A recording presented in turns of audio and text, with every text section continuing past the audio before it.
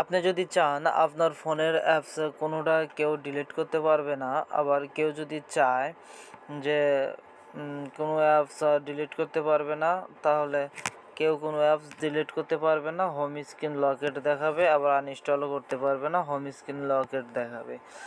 আবার কেউ যদি এই সমস্যায় পড়ে যে কিভাবে এই হোম স্ক্রিন লকেট ছাড়াবে, কিভাবে এই হোম স্ক্রিন লক বন্ধ করবে, যে আমি যেন পারতেছি না, যে আমি ডিলিট করে দেবো কিন্তু হচ্ছে না, তার জন্য এই ভিডিও।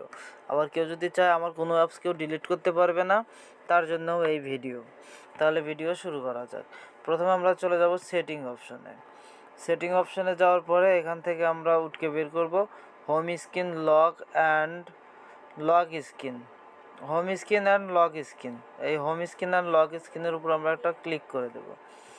ক্লিক করে দেওয়ার পরে আমরা এখান থেকে দেখতে পাচ্ছি লক হোম স্ক্রিন লেআউট। এই লেআউটটাকে আমরা বন্ধ করে দেব। বন্ধ করে দেওয়ার পরে আমরা দেখতে পাবো এখন যে এখান থেকে সব সফটওয়্যারই রিমুভ করা যাচ্ছে অ্যান্ড আনইনস্টল করা যাচ্ছে। আপনার চাইলে আনইনস্টল করা যাবে। আমি যদি আনইনস্টল করে দিই তাহলে আনইনস্টল হয়ে যাচ্ছে।